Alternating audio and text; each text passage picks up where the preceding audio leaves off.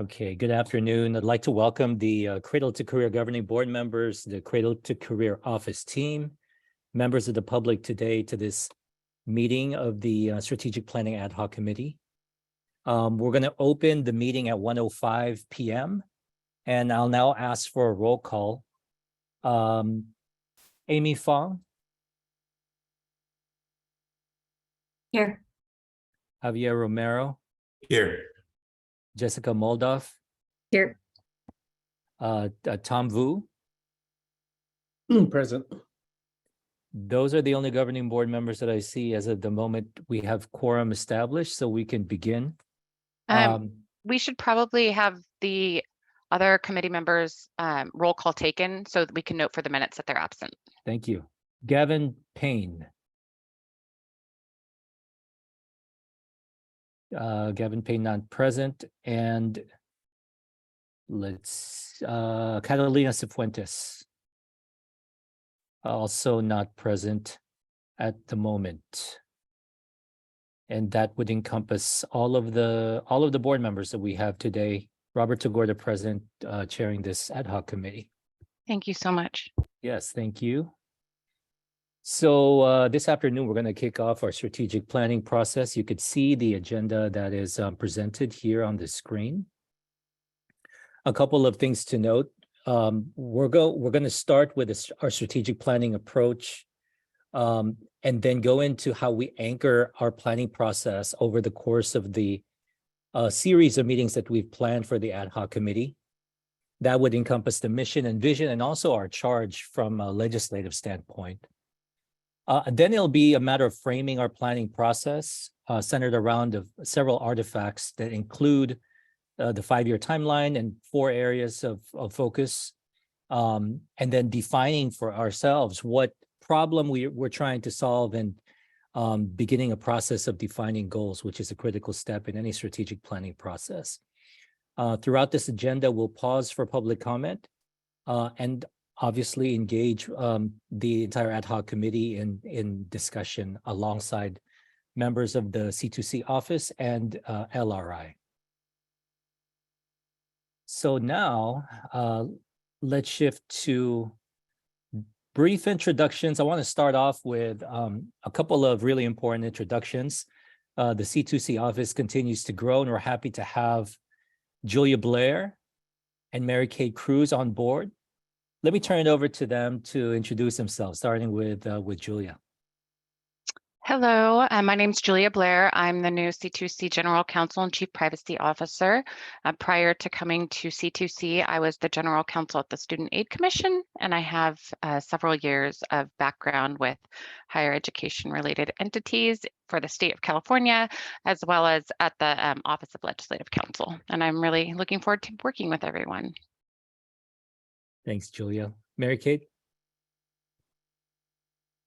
Hi, I'm Mary Kate. Nice to meet everybody. Tough act to follow going after Julia.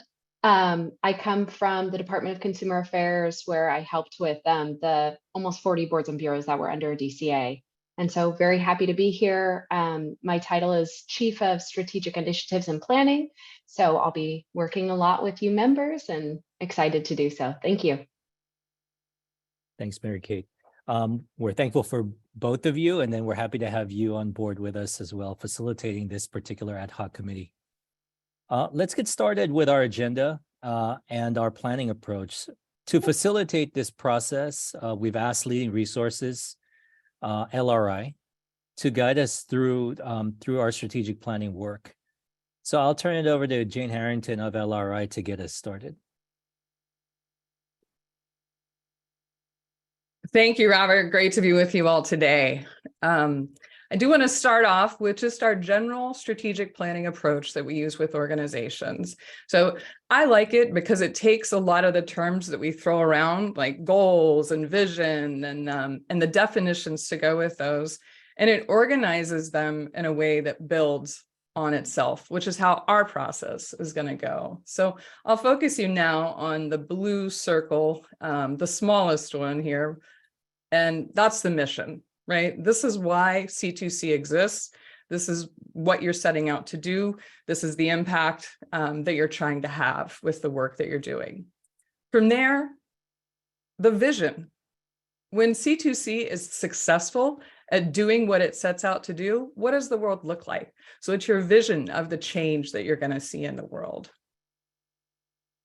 Next is the charge. What are the essential elements for you to accomplish this work? What has to be in place for you to be successful at doing this? Those three areas we'll call the strategic focus. The next areas get a little bit more specific, dig down into the work.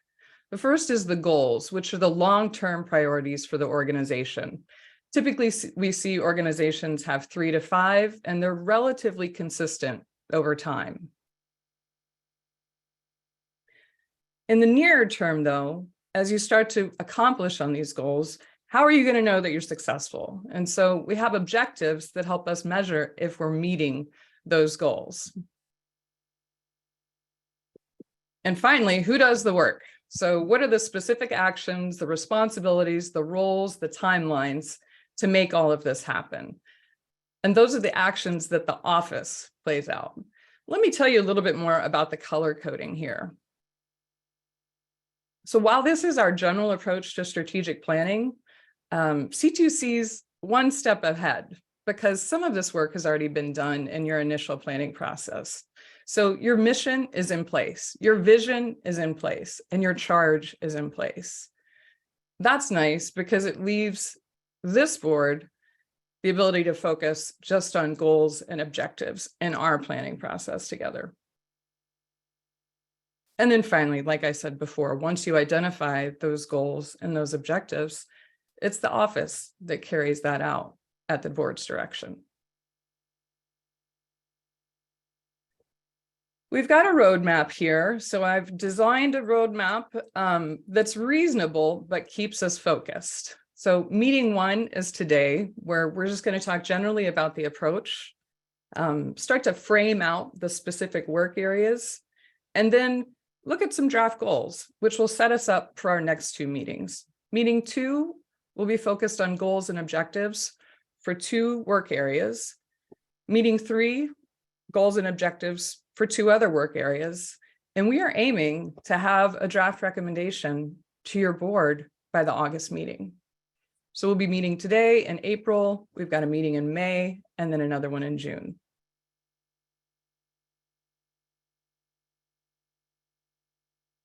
You were chartered by the governing board to do this work in February. And so we do have a draft charter that outlines the scope of the work, and we will have an opportunity to revisit that at the end of the meeting. But first, want to lay out what our approach is and what our framework is so that we can see where we're aligning with that charter. I'll pause there and see if there's any questions from the board on our overall approach to strategic planning.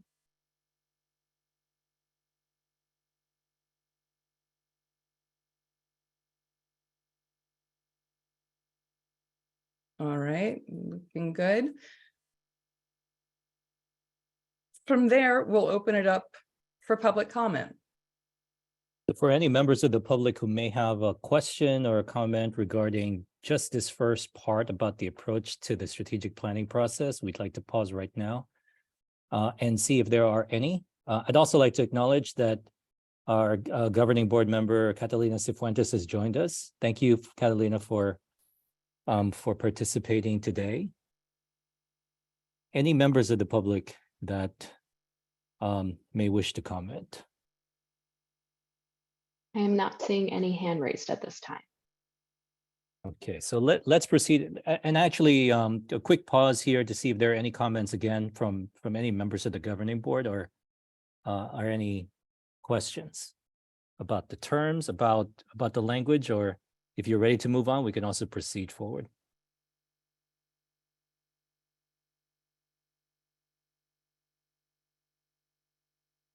All right, you're looking ready. Let's move forward.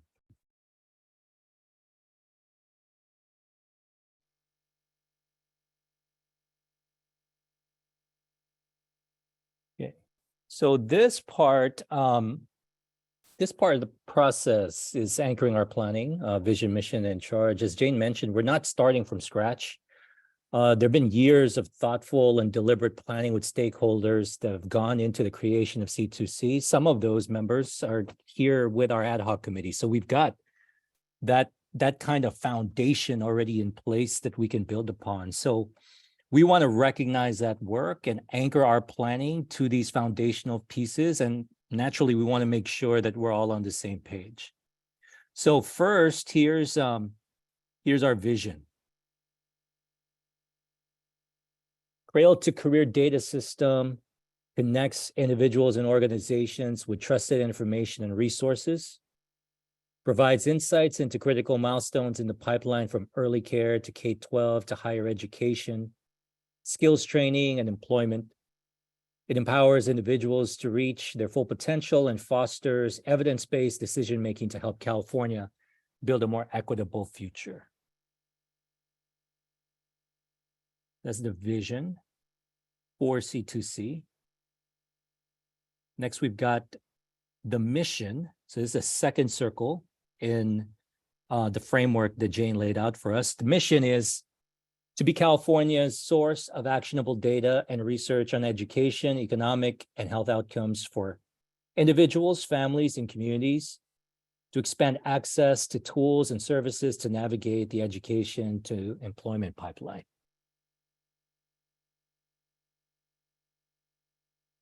And the next, we're also fortunate in that we're guided by what the enabling legislation says. So essential elements of this work are captured there. We want to highlight those and anchor our planning work in these legislative requirements as well. So I'll turn it over to Jane to guide us through an activity around that piece. Thank you, Robert. So yes, you are lucky. There are a lot of guiding documents that will help anchor our process as we move forward. Planning is about decisions and it's about compromises. That is the work of planning. Not everything can be a priority.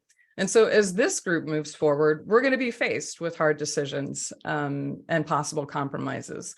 And we want to weigh those against what our charge is, what you were set out to do. So in the earlier planning process for the creation of C2C, those essential elements for the work were collaboratively defined. And this next activity is designed to anchor us in the intent of that legislation. Education Code Section 10860 captures the important requirements of this work. It might have been a little while since you've read through Education Code 10860. And so we're going to take some time and just revisit that section. It's only 2 pages, and I'm going to drop a link in the chat. It was also released with the materials for the day. And we're going to take about 5 minutes and on your own, go through and highlight what jumps out to you as being essential as this work. As you take responsibility and undertake planning for this organization, what do we need to keep front and center as we do that? Go ahead and share. All right, did that PDF come through okay? Excellent. So I invite you to review it, to mark it up, to highlight. And at the end of the activity, we'll all go around and share out. Jane, how much time do you want to allocate to this exercise? We have about 5 minutes, but we'll see. Maybe they're all fast readers. And so I'll kind of read the room and see how quickly we go. Okay, so that would bring us to about 1:24. Perfect, thank you.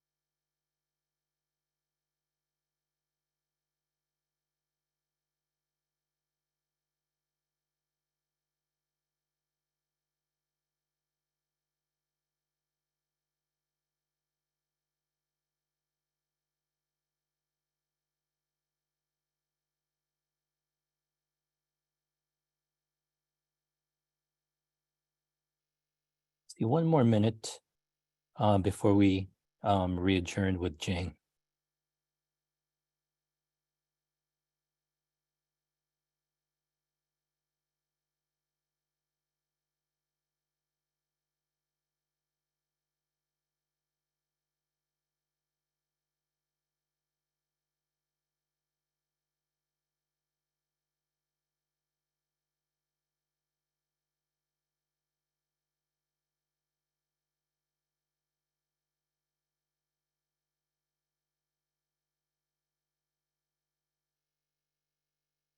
Is there a need for additional time, or are we ready to come back together?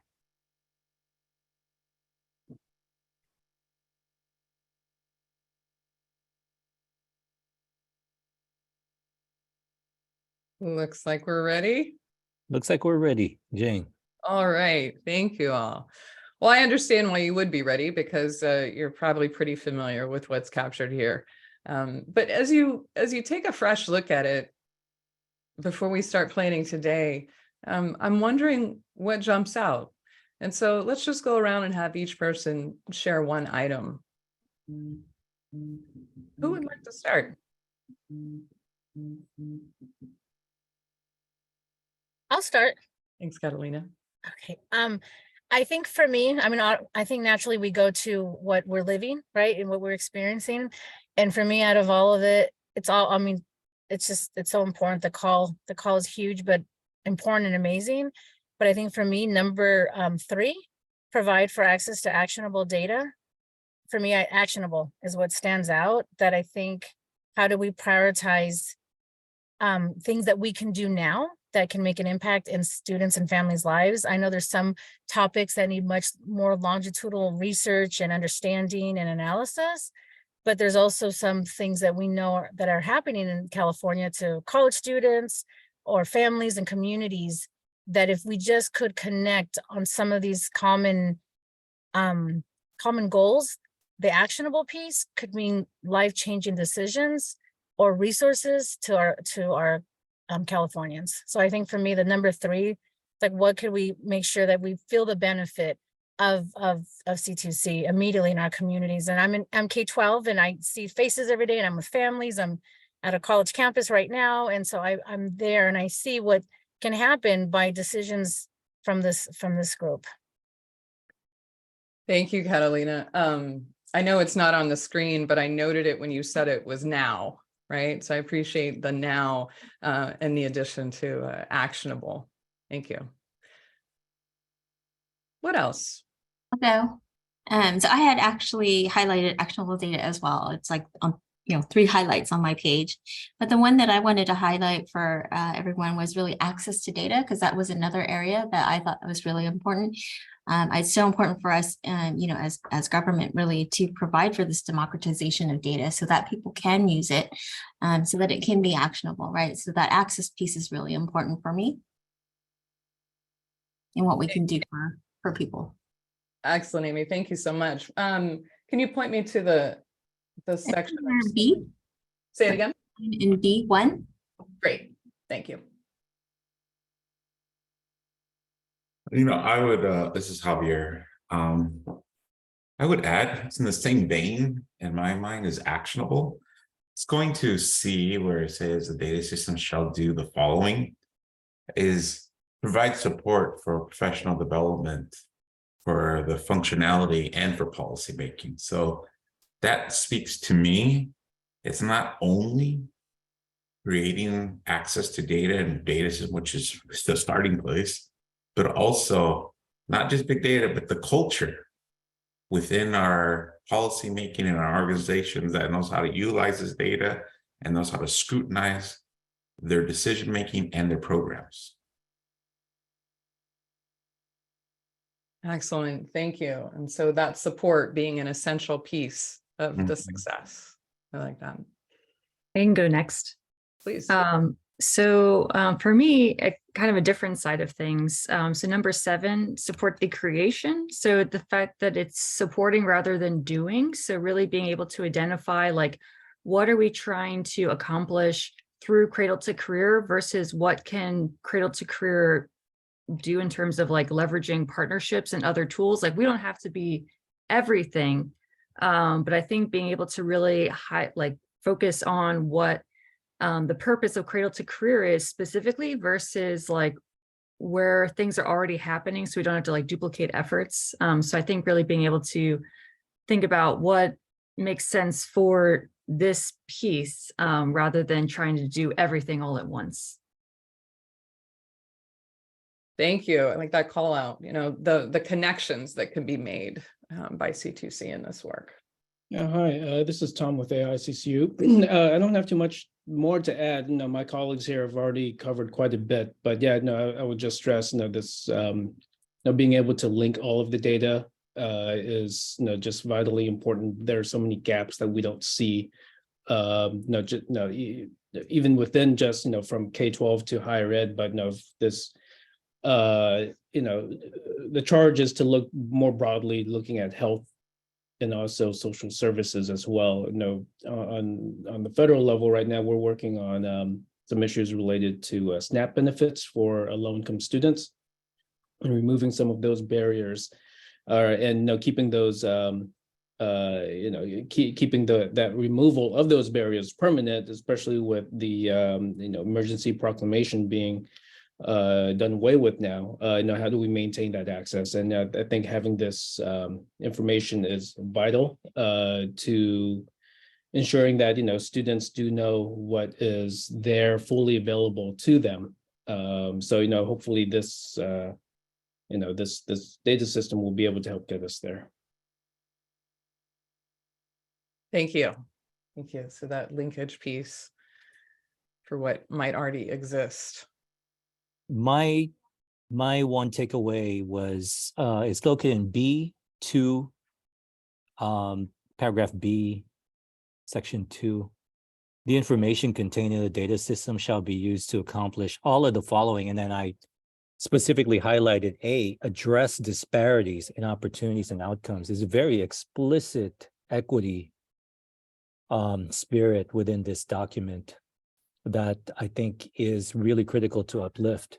You know, it speaks to the sense of urgency that Catalina kicked us off with, and it ties together all of the other observations made by other governing board members around making sure it's actionable, around involving so many different agencies within our state, the interplay with different sectors, education, health outcomes, economic circumstances, all toward an objective that specifically addresses disparities.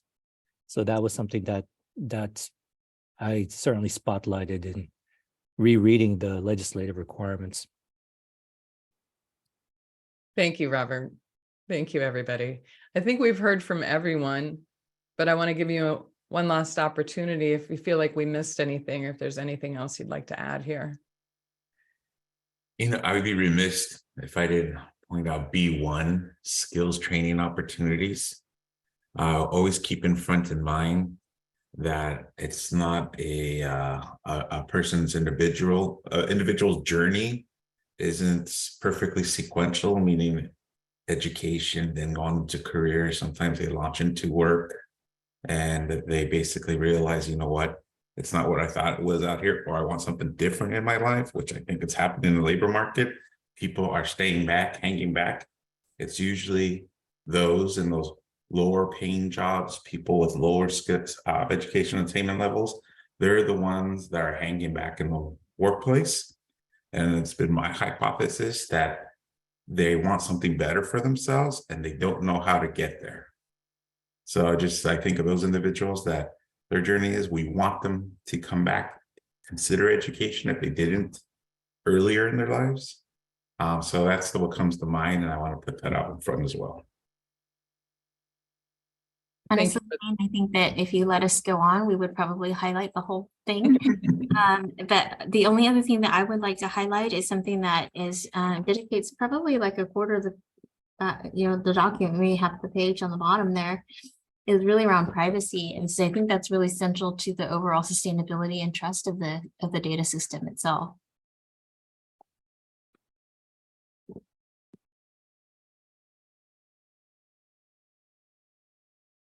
So we've got protecting individual privacy.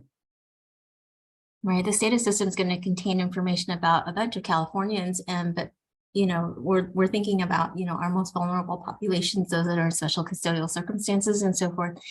And we really do need to respect that right to privacy. And I think going with that, section D about acting in the furtherance of the public good. I don't know how many times a state statute actually says public good. So I think that's especially interesting that they put that out there. And I think when it comes to talking about compromises, I think that balance between the public good of data transparency versus individual privacy is going to be very poignant going forward. Mhm. It was his own section there, Jessica. Wonderful. Thank you for the conversation. And to Amy's point, yes, we could probably just highlight the whole thing, but I really like the call out and the conversation and focus on each of these. All right. At this point, Let's turn it over. Yeah, let's turn it over to public comment for any members of the public who may wish to weigh in on this section of the ad hoc committee meeting.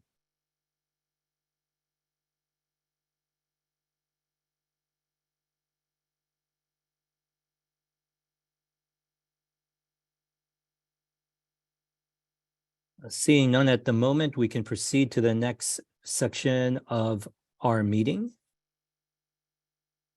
great. And that is framing our planning, C2C 5-year project timelines, projected timeline goals.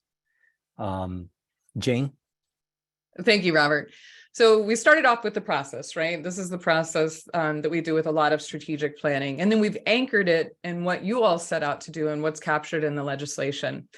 But again, we're not starting from scratch here with C2C. You are up and running, you've got staff, you've got leaderships, you've got boards. The work is happening. And much of that has been laid out in the current 5-year projected timeline. So as we switch from process of planning, getting into the content of planning, it makes sense to start there. And I'm going to ask Mary Ann to talk us through that. Great, thank you, Jane. So as we've been talking about our work, when we share it with the public, we tend to describe our work in 3 main areas, plus operations and strategy, if you will, that provides a foundation for the other 3.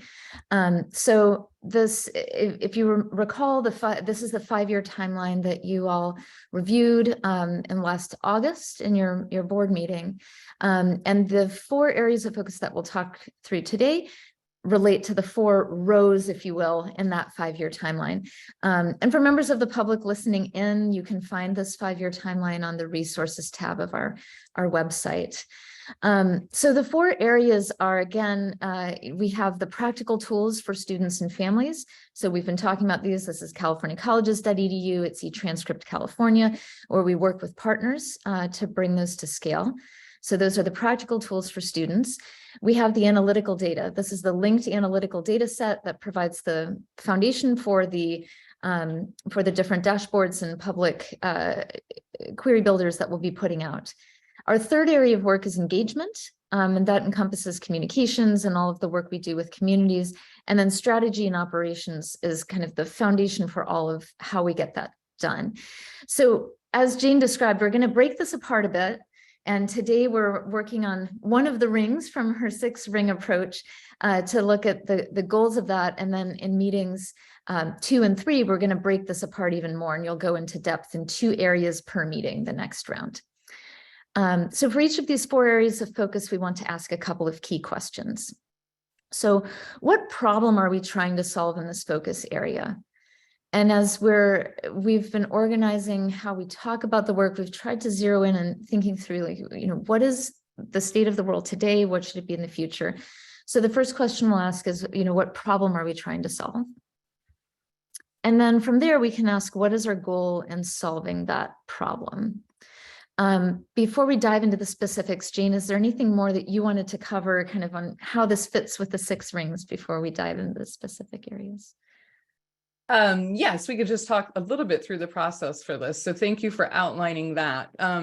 For each of these focus areas, as we start to clarify what the goal is today, we're going to stay at a little bit higher level, right? So this is just an initial look at some draft goals, right? Our time today is designed for that initial review. The board's homework will be to sit with these and to study these and be ready with revisions and ideas the next time we come together for each of the 4 areas. So no big expectations today. We know this is your first opportunity to see these, and we just want to have a kind of general discussion on them. We'll be talking about the problem. Did we capture it correctly? Is this the goal? And do we have it all? I'll turn it back over to you, Marianne, to kick us off for the first focus area. Okay, great. All right, so one of the 4 areas is strategy and operations. So this is kind of the foundation that cuts across all of our work. And this is an initial draft for your reaction. What problem are we trying to solve? So prior to Cradle-to-Career, there was no central neutral state entity authorized and funded to bring together the C2C relevant data across different domains. And no entity was empowered to facilitate this information integration across silos to provide insights, improve coordination, and remove barriers across large institutions. So that's how this problem could be conceptualized, right? This is Cradle-to-Career is a new neutral state entity that's tasked with this work. So again, the text above it is too small for you to read, but if you're looking at the 5-year timeline on a separate screen, or if you want to review it later, a lot of the steps in that, right from everything from signing the legal agreements to recruiting and staffing the team to ensuring that we have sustainable resources to be able to do this work, thinking about the space that we need, procedures, all of that work is in service of aiming to solve this problem that we've identified here on the page. So that's kind of big picture. What problem are we trying to solve with the work? And if we want to go to the next slide, that then kind of the problem and the goal feed into each other, right? What problem are we trying to solve? What's the destination we're trying to get to? And so one way to frame that would be that the goal is to establish and operate a new state entity that uses secure, effective, and efficient processes and procedures to earn and keep the trust of data providers and the public. So if we step back a couple of years from now and we look, were we successful in our overall operations in establishing this office? This would be one way to frame that goal. So that's kind of an initial outline of a draft that we've put together for your reflection. Back over to Jane for discussion on this. Yeah, so here's an opportunity for the board to discuss just on strategy and operations. And let me know if you want me to go back a slide.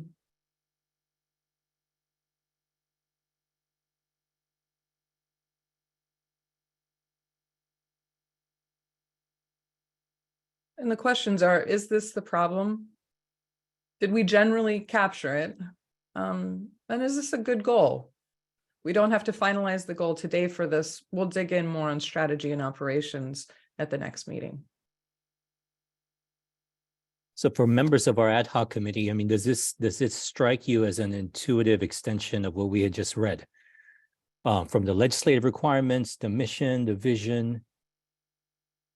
Now that we're thinking about how do we get to the right hand of that the rings framework, right? And we get closer and closer to the ground. Is this beginning to capture the problem, the essential problem, and then the goal that would stem from that essential problem?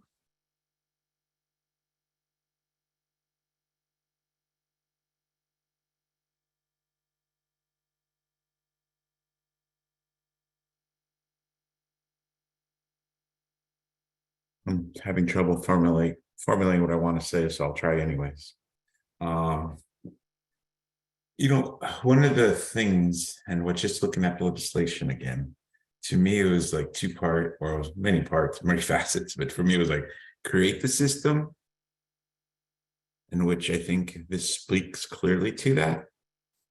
But what's missing from this, or maybe I'm missing it here, is that how do we turn that into action, capacity building? And no organization, I'm sure, would say they don't currently have their evidence-based processes or data-driven decisions, but we don't have a shared understanding. And I do think at bottom of this is yes, a data system. We have policy and organizations that are not only use data, but they have a culture of consumption and they result in positive action. So I apologize that I was rambling, and I told you I was having trouble formulating what I'm trying to say here.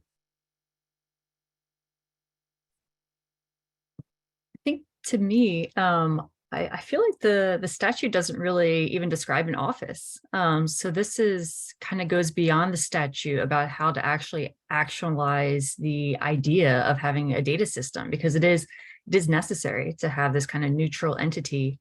And I think it is good to see in this goal, like we were just talking about, like the importance of like establishing the trust, because there is a lot of data privacy concerns in something like this. So I'm glad that the vision, the goal for the office is described as being one that we are ensuring trust, not just the people who are providing the data, but also ones who the data is actually about.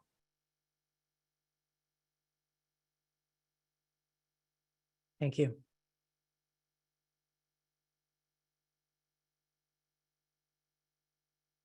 We have 3 more to go through, so I'll invite some additional comments on this, or we can move to the next if you'd like.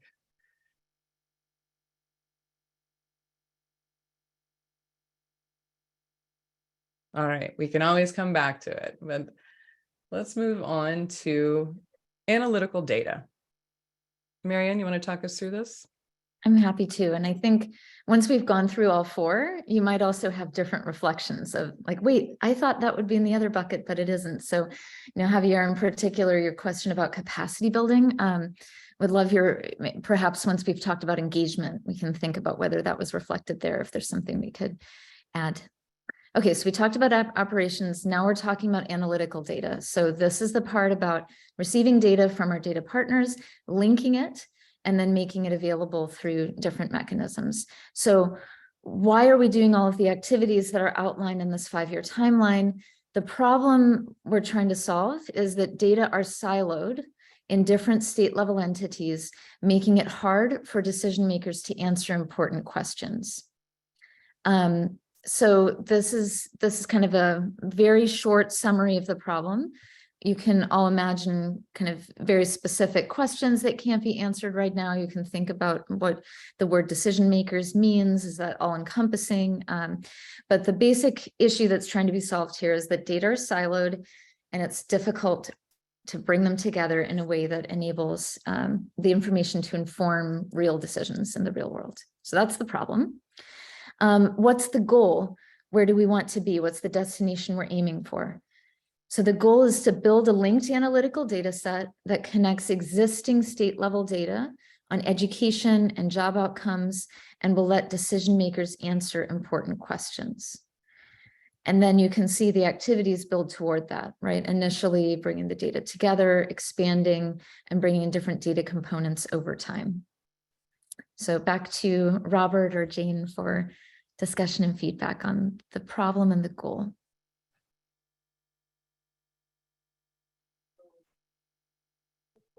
Any comments from the group on this particular piece of it? At least I'll speak for myself. It might be beneficial to see the full suite, as you had sort of alluded to, Marianne, so that we can kind of take a holistic perspective on it, and then maybe go into some of the individual ones. If there aren't any comments right now from any ad hoc committee members. I have a specific comment on this one. Go for it. I think the fact that we say decision makers, but I don't think it's solely decision makers. Like, I guess that, like, how do we define that? Are those just like people who are in charge of like basically like the legislators who would like create new bills? Like, is that like different agencies. Like I feel like this, because this data set is for more than just people who actually make decisions. It's people who kind of like more indirectly influence policy, like a lot of the researchers, which is a way for them to answer like decision makers to answer questions, but I guess it's more like broad than that. I'm not really sure how to really define that. Yeah, I agree with Jessica's comment that, you know, perhaps decision makers isn't the right term to be used here. Maybe more along the lines of, you know, policymakers and researchers to, Yeah. you know, delve into the data more than, you know, decision making. Decision making seems to be like the step after the analyzing and research of the data that's provided by the system. I also think, going back to Javier's point, some reference to the actionable part of the data. Because in some respects, I think about someone who's using californiacolleges.edu, for example, right? There's an analytical component that is built into a tool like that, that's now being unlocked if we're doing our work right. And I think we want some allusion to that, because at the end of the day, there's action that we're expecting to be taken at some point or another by someone who's going to benefit from the analytical pieces here. And, you know, again, this is just kind of wordsmithing at the margins right now, but I think that's sort of the spirit of the comment for me. Maybe if I can ask a question or reflect back on that. So I think I'm hearing that the word decision makers evokes like a certain, some decision makers or some people in roles of authority, but it doesn't feel like it's kind of all encompassing. So maybe we can play with that and with the word decision making, because it could be everything from policymakers who are taking action at the state level to, you know, a family or a student or an individual who looks at a dashboard to inform decisions they make in their lives, or just to gather useful information, and everything in between. So it sounds like it would be helpful for the language to be adjusted in a way to ensure that it doesn't come across as being about just the subset of formal decision making, and bringing the word actionable in. Maybe just the term users. Or stakeholders, Yeah. or families, you know, of students. Great.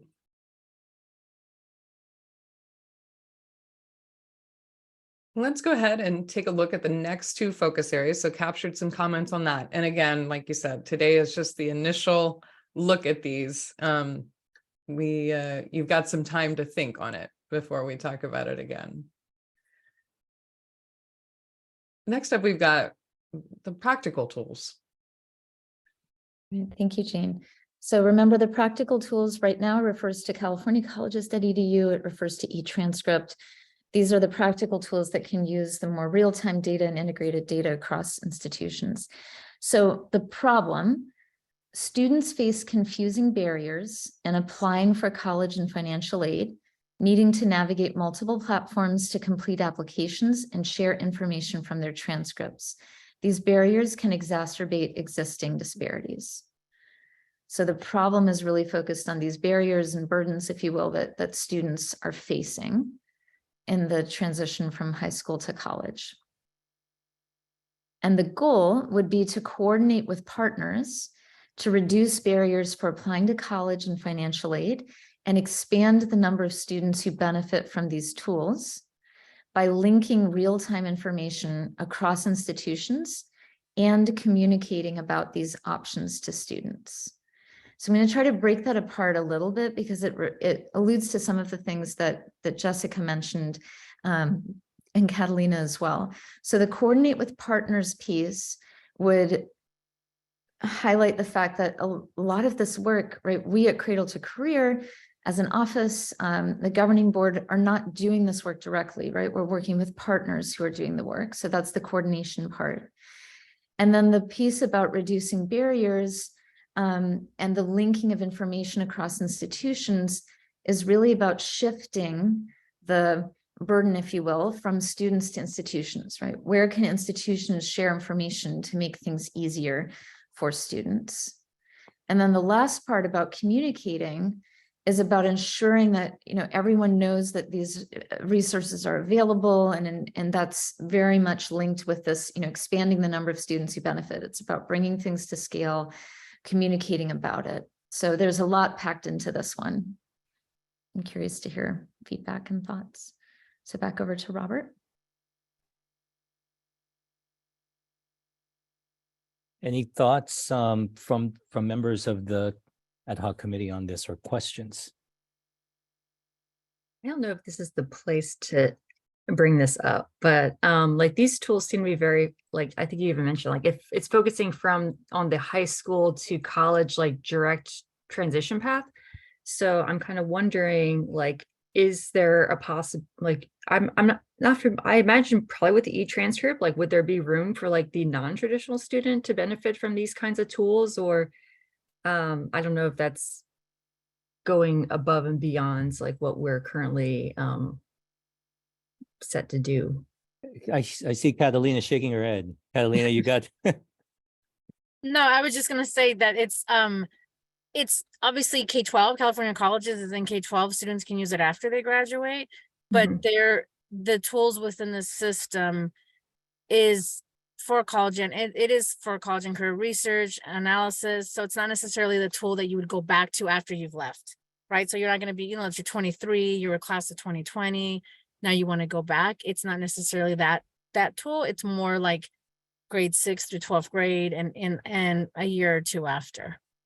So. Right, but I think even those people who are like never went to college like right after high school, but like they're maybe like 30 or 40 and they're wanting to go back to school, and like, is there any kind of is there any use for that kind of student in these operational tools, or is it solely just that high school, like that traditional college student population focus? No, I think there's potential for it to be that, to become more than just what it is now. Definitely, just because of the data sharing piece, or the college application piece, and what's we're able to track, whether is so powerful and to one-stop shop. But at the end of the day, it's powerful because if we're monitoring it and setting goals as a K-12 school district, then you'll get improvement, right? But at the same time, if this is the way, so that student that's 21 that goes back and uses it, that all the agencies on the back end are talking and have the data sharing piece, then how can we maybe use it in a different way?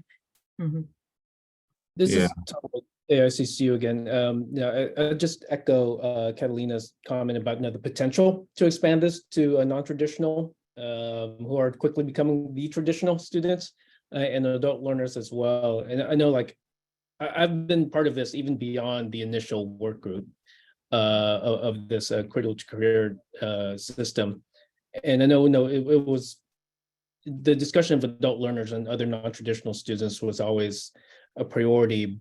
But I think, it was one of those things where it's, once the system is on a more sure footing, its capacities can be expanded to bring in those students as well. And once we get there, I would like to see these practical tools also to be expanded. And, I think we'll get there. Okay, sounds good. Yeah, I'm glad to hear that. I had the same observation as Jessica. I was wondering, just to echo everyone else, thinking of that adult, and I always think of those people that go, like when you think of student debt, the large percentage of it is actually people pursuing something less than a 2-year degree. A big percentage, if not only more than half of it, is from people that go to privates, and then they don't complete, and they're in debt, and they basically didn't get the quality education they needed, and they're poorer than when they went in. So it's like, what tools we have out there that actually inform that person of the education opportunities that would put them on that path? I mean, so on the legislation, talk about the linkage to workforce, once again, skill building opportunities, things like that. So is that having that goal, I think, stated, might be a separate one. I think needs to be explicit.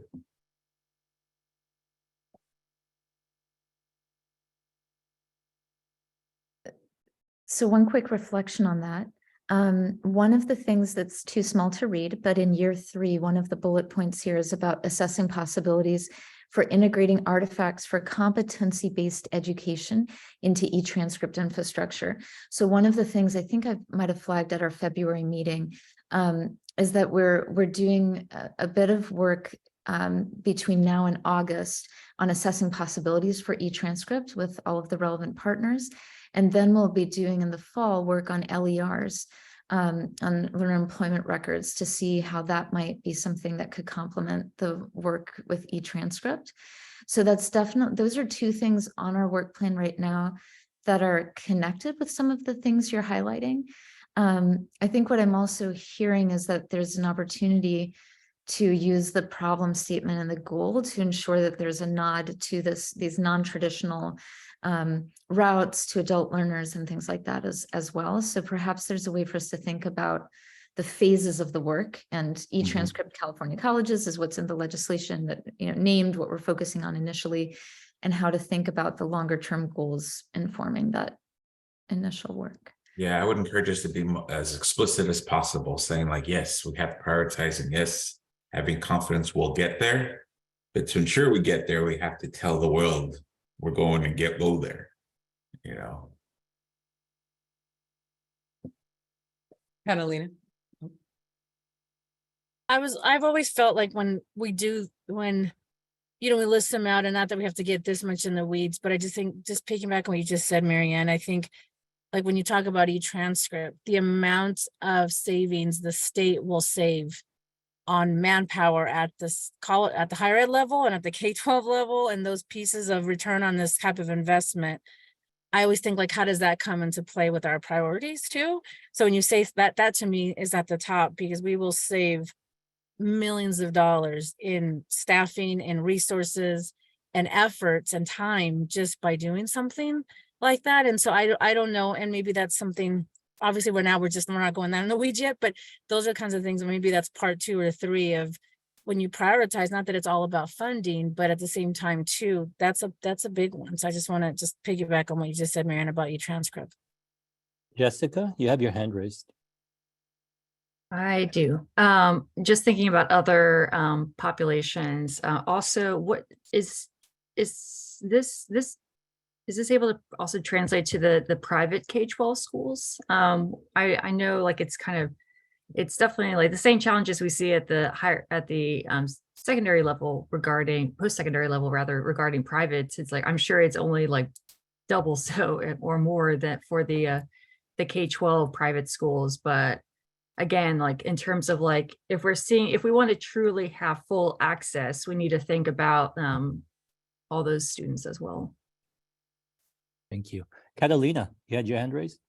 Well, I was just going to say, Jessica, the designer that works with California colleges is Maya Learning, and that's a platform that the K-12 private schools use, but obviously they purchase that. So the version, if you look at Maya Learning, that's who designed this. The interface is very similar. Okay, so they have a tool like this. Okay, all right, cool. So to punctuate a point that Not the same functionalities though. Not everything, like they don't have the verified college applications and some of those pieces. They do have the Common App version, which I know that's been in conversation to move that to California colleges, but not all the same functionalities with like the CSAC data sharing piece of financial aid, but the same tools, curriculum, all that, yes. Yeah. To punctuate a point that other members have already spoken of, the idea of maybe broadening the language to some degree to accommodate other practical tools that may develop in due time. Obviously, we're focusing on californiacolleges.edu and others that are in the legislation right now, but I think the spirit of it, if we're looking at the legislative requirements, is that, you know, ultimately there could be other practical tools that might be developed. And so some nod to it, not an explicit one, but perhaps some nod to it or an acknowledgement of it might be of benefit to us as we consider drafts of this goal.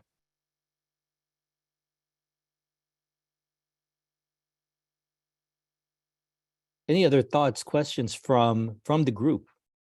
I'll just kind of just to summarize a little bit. I think that, everyone has made some really great points here, but just to kind of capture the thought that I think it was Tom that had voiced it, was that during the work planning, we saw a lot of interest in workforce development and other opportunities besides college for, employment opportunities and so forth, and linking that back to, educational paths. And I think that that's a really important component, the apprenticeships and so forth that were part of that discussion, to bring those in. But I think that it is one of the approaches that we talked about during the planning work group, which was to sort of set priorities. And so this transition from K-12 into post-secondary was set forth as the priority for this near term, the 5-year timeline, which is what Marianne suggested in the approach. So I appreciate that. Amy, you triggered a thought. It's like often, the data could also help the education system demonstrate what it does may not be commonly known. Because I think of the community college system, front of mind is transferred to a 4-year. But I think, haven't been there in a few years, but remember like half its credentialing, it was something less than 2-year degree. It's, something, that's not the traditional education path. So they already do it. It's like not a appreciated aspect of the community college system. So, so I think we could actually help illustrate that so that people don't go into unnecessary debt for a program that's not of quality and makes false promises, that they actually use the resources that are already paid for. Some of the people we think about the disparities, they have access to free education. They get board fee waivers and things like that. So going on a tangent here, but that is something that could be an outcome of this as well. Very good. Any others on this section? And then we have one more section, yes? We do. All right. Next up, we've got engagement. Yes, so happy to talk about engagement. And I think just to feedback what I heard on the prior section, I think with the practical tools, the challenge I'm hearing is that we want to share the big picture goal of where we'd like to go, and also be specific enough about the two we're starting with, that we know here's what we want to get done in the next few years. So maybe one way we can think about this is around like, what can we at Cradle-to-Career do around interoperability or coordination amongst parties, and where we're uniquely positioned to try to advance work that can really go to scale. So we'll think about that. All right, engagement. And is this our 4th one now? I've lost track. This is number 4. Okay, here we go. Engagement. So this is the area of work that encompasses communications. It encompasses legislative affairs, so kind of within government engagement, if you will. And it encompasses kind of our the way we work with end users of the data system, sort of start to finish. So one way to shape this problem or define this problem is to say communities lack equitable access to usable information and data to address their priorities. Actionable, just reflecting the conversation we've had so far, I did hear the word actionable being mentioned a few times, so maybe that's something we can take away, or curious to hear your feedback about the word usable or actionable. So that's how the problem is drafted. And then for the goal, we can go to the next slide. The goal is that different types of users will need different types of information when accessing the data system, and Cradle-to-Career will engage with communities to listen to and identify their information needs through our user-centered design work, community engagement activities, and trainings and outreach for the data system's practical tools, with a governance structure that reflects and supports these priorities. So again, there's multiple layers to this. So the first part of this identifies kind of the needs of users. What do they need and how can we listen to them and understand that? And then the community engagement activities, trainings, outreach, that's getting at that professional development work that Javier was alluding to. And then the final piece, would appreciate your feedback. We've put this under engagement, but it could also go under operations potentially, is the governance structure, right? With both data providers and appointees representing the needs of the public, having shared decision-making in the governance structure for this data system. So that's the problem and the goal for the engagement work, which encompasses everything from the student experience audit to trainings, work with the advisory boards, communications, start to finish. Back over to Robert. Comments or questions from the ad hoc committee on the engagement part?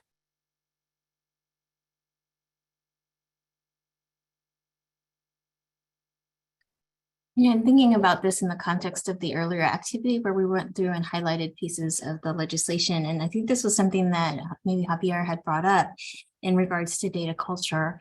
And that term engaging to me, I think is, it could be lifted up a little bit more into a fostering type of activity as opposed to simply engaging. So we do want to foster, I think, a data culture that is open to everyone, that everybody has access to, and that everybody can use the pieces of information that are relevant to them to make, good choices for their future and so forth. So that was just my thought.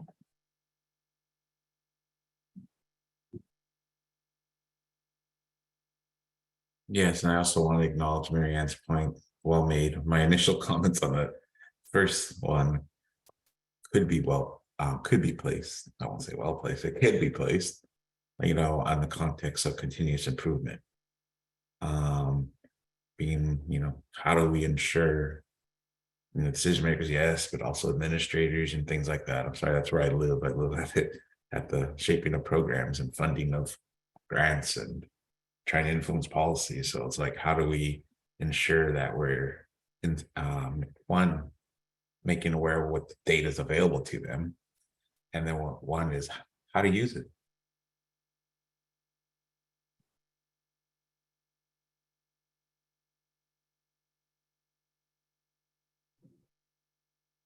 I like that the goal as currently stated encompasses some of the key ways in which we are trying to promote engagement.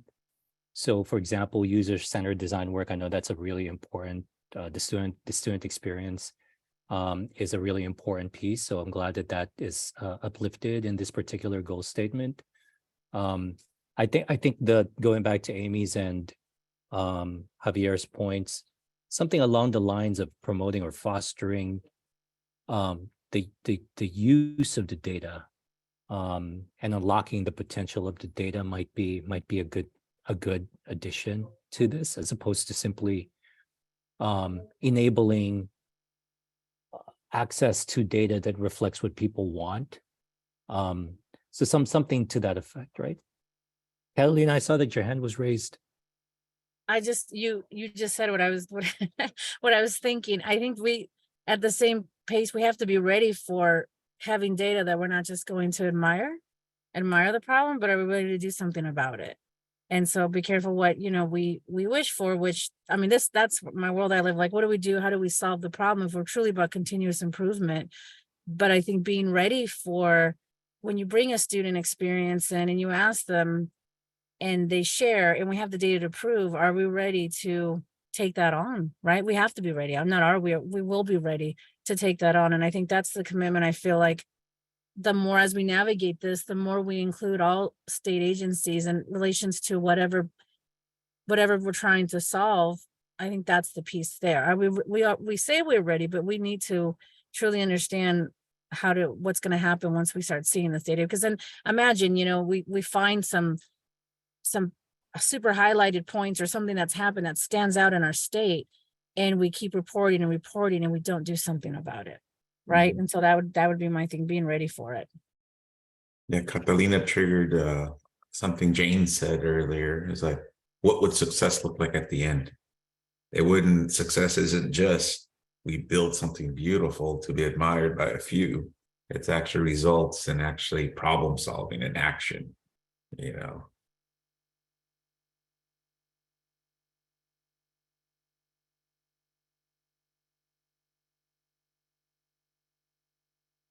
Other thoughts from governing board members or questions? Jessica? Yeah, I'm not sure that kind of triggered in my head something else I was thinking about before this meeting, and I don't know if it's quite relevant here or maybe in the analytical part. But I mean, of course, everything kind of flows together. But really thinking about like to what extent is the data going to be like function as like program evaluation, and like are we prepared to accept the results of that program evaluation? Like I know. Like right now, I think currently the first dashboard up to bat is going to be the teacher retention dashboard. And what's going to happen if the data shows that some of the programs that money's being put into aren't working? Like, is there something that creating that data culture of like, it's not just about like how to understand like how to do the different like radio buttons on your dashboard, but also like trusting that things could actually be done. We don't just have to look at what the dashboards say to us. Yeah. See, now you trigger something for me, Jessica. It's like, you know, yeah, it's that, you know, I think what's at the heart of this, at the bottom core, is equity, disparity. It's not good enough to say, here's the outcome of our education system or this workforce program, but to then be able to say who benefited. You know, and if it's, you know, and if you isolate populations we know traditionally have been left behind, and if we're failing them, the whole thing's a failure. That might have been extreme, but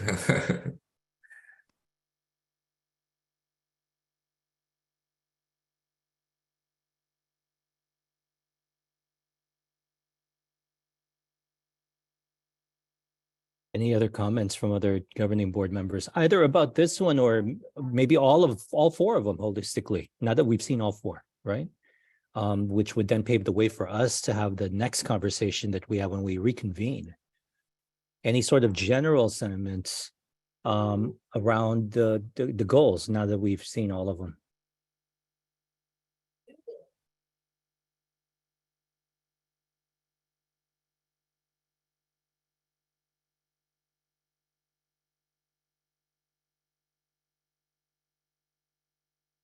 Catalina? I was just, and I think, I mean, hopefully this is the future meeting, Jan. I'm sure that's what you and Marianne will share with us. But when I go back to 2 slides before, when we talked about analytical data, right? I think where I get this kind of goes from analytical data to the action piece is, when do we prioritize? As we start to blend different type of, you know, maybe DPSS data and K-12 data and higher ed data, we're going to see opportunities, right? And I think that's, and not that we have to answer this right now, but I think that's where I go to, how do we start to say, are we going to go after those opportunities that we can do something big for let's say college students, or for returning, you know, veterans that are returning back to college, or, you know, different opportunities there. Like I think of, so I guess that's where my head goes, like what could be in the future. Not that I said we have to talk about it, but like I think about, you know, we're still in a teacher shortage, right? And I was substitute teaching twice a week, not just a few months ago. And so what I think about the most is, how can we look at, we have funding coming through. We sit on data with the Commission on Teacher Credentialing.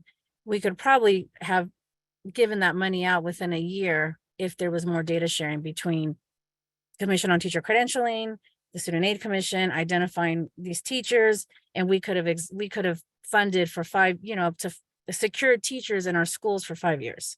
Does that make sense? So that's like a real practical example, but that's why I think, you know, obviously that's not the conversation to go that in the weeds, but that's when I think of the analytical data. We analyzed it, we see something, an opportunity there.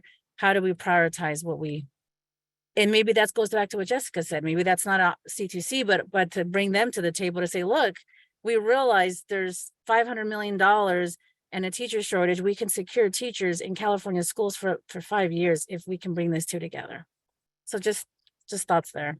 I like that. I mean, I think it's gonna, I'm sorry, go ahead, Jessica. Oh, yeah, and I was thinking it does get into the what they say, like you can build it, but will they come? Like, is it going to be up to Cradle-to-Career to say like, hey, like we saw this in our dashboards, or is it just going to be a dashboard that lives there and no one looks at it? Like, is part of engagement also going to be bringing the findings of the linked data sets like to those people who can actually do something about it if they're not going to look at it themselves?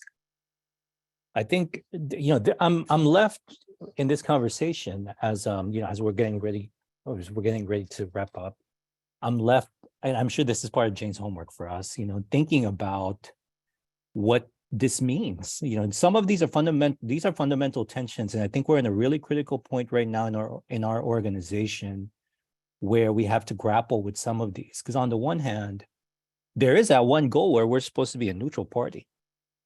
And we're supposed to help link the data, and the office takes a stance of neutrality.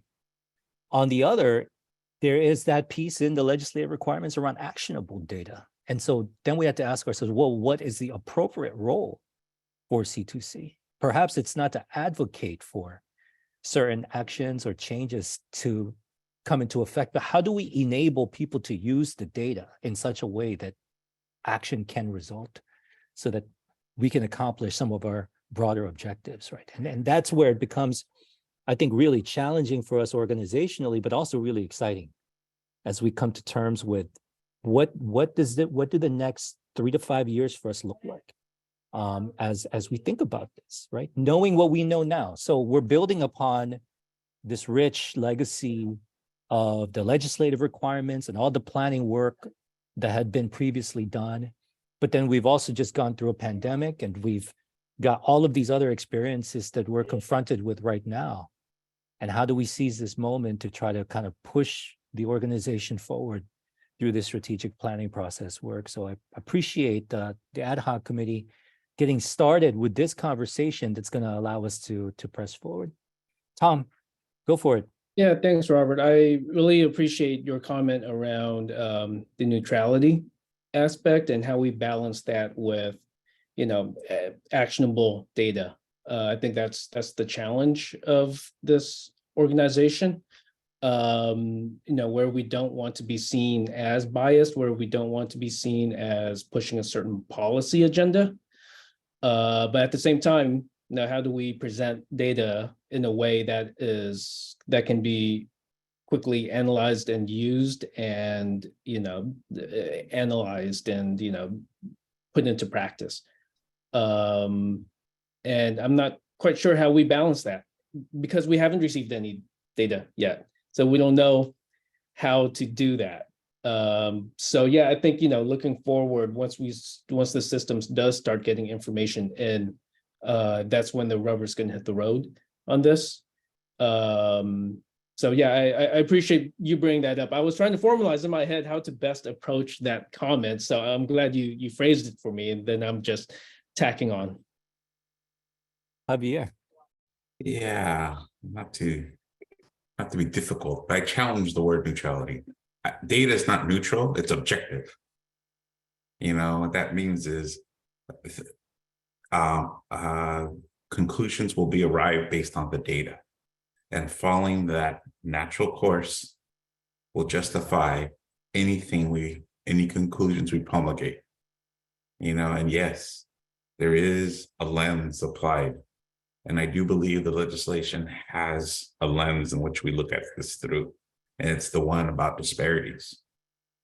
And then why it goes from cradle to career, not educational disparities, economic disparities. They want us to follow it all the way through. So I do think we have a lens, and then we just have to maintain objectivity and let it emerge from the data. And I think that's how the umbrella we stand under. Certainly, I don't mean to imply that the data is neutral. The data is objective. It's the organization. Yeah, I didn't mean to get too cute there, right? No worries. Fantastic conversation. I think it reflects this the opportunity that we have here, right, to grapple with these questions. and why we were creating space as a governing board through this ad hoc committee to come to grips with it, and then we'll get a set of goals and products that we'll eventually bring to the full governing board as described by Jane in our timeline. Let's pause here now for any public comments that members of the public may have. I do see that there's one in the chat from Jackie Navarez, SCUSD, and I'd like to read it for the record.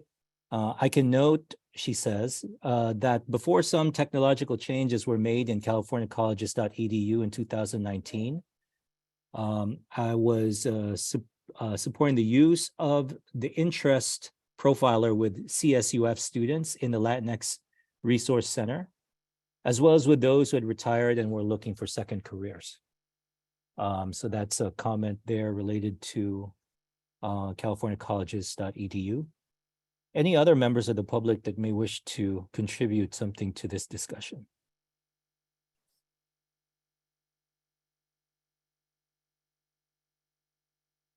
Mary Kate, No. are you seeing anyone? I was about to say, I'm not seeing any hands raised. Fantastic. So let's close this portion of the agenda, and now we're on to next steps. Jane. Right on time. So that was wonderful to watch. 2 observations about this group. I really enjoyed seeing the connections happen. I could see the triggering thoughts move around the Zoom screen from box to box, and then somebody else would raise their hand and add on. So the plussing that was going on there, very nice. And then you're taking a wide lens, right? It wasn't just, are we going to engage, but how are we going to foster? Is it traditional or is it non-traditional, right?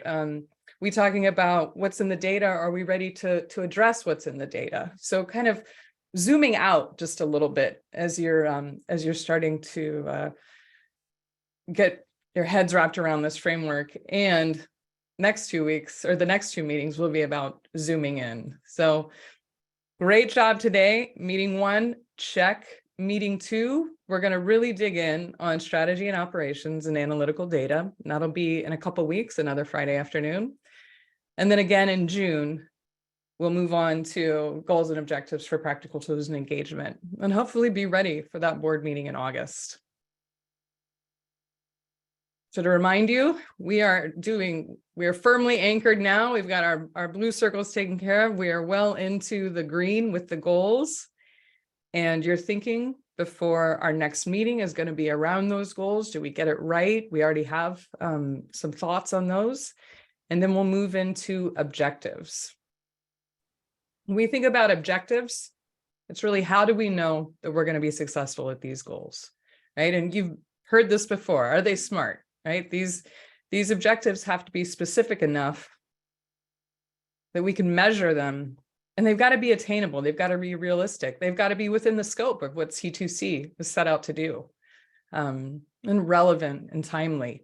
One thing we might want to consider is the time horizon for this plan as we move forward, right? What's really realistic in the next number of years, also given the dependencies that you have with the other organizations that you work with. So that'll be a deeper part of the conversation. Your charter set you out to do this work. And I would say the approach that we take today has you right on path with that. We do have the opportunity, if there's any revisions we need to make to this. But I feel like you're already ready and focused on the goals and the objectives.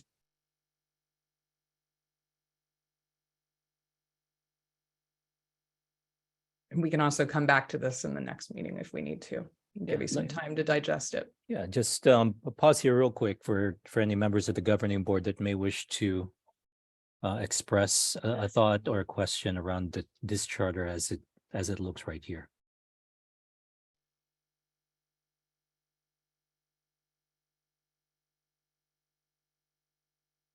Perhaps this is not the right time, and maybe it's a future conversation, but just looking at this charter, talking about actually, I withdraw. I just read it again. I misread it. All right, great.